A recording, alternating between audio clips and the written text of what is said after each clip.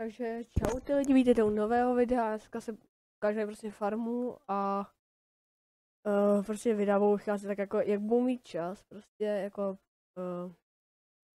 takže tady máme prostě nějaký traktory, tady Zetor 3011, 2011 a Fiat 650, potom Lizard Bolko, potom nějaký prostě vozejk, tazička na brambory a na těn, odstraňovač. Potom tady máme ještě rozmetanou na vápno a vozejk na prasata, protože v nic jiného nemám, závaží, čelák a kombajn.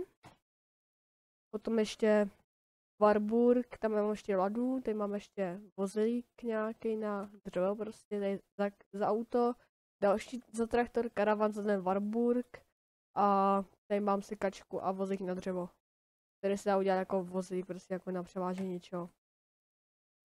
Ta mapa prostě jako taková malá polská mapa, jakože nejde nic jako velkýho.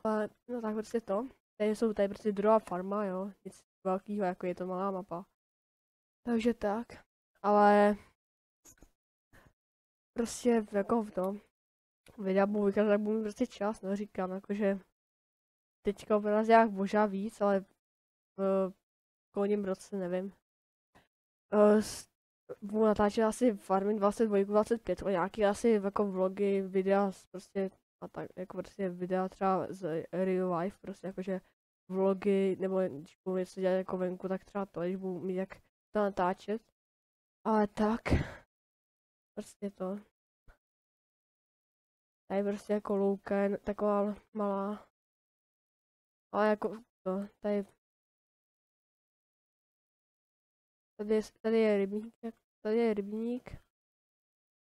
Je to jako taková malá mapka, jakože na malý stroj jako ideální, ale jakože na nějaký větší asi úplně bych to. Sice jako jo, jsou tady takovýhle pole, jo, ale mně přijde jako, že tyhle pole jsou moc velký, jako na tom že to je fakt jako přepal, ale je to tady tak jako, je no, tak každý se něco chce dělat. Do popisku dám potom název, no jako název, jakože prostě odkaz na stažení té mapy, mám pocit, že to je buď na ModHubu, anebo na to, a je to do 22 bych chtěl říct, no není to 25. Nepotřebuji to v komentářích odpovědět na to, že bude ST25 nebo to, tak je to 22 a do 25 nevím, jestli to bude. To zkusím zjistit, že však napíšu do komentářů, by to nenašel, ale nevím. Jinak, tohle by mohlo být asi už konec, asi za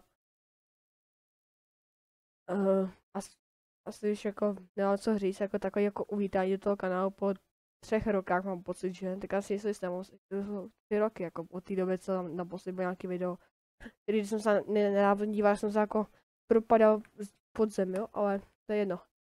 Takže asi čau a uvidíme se příště.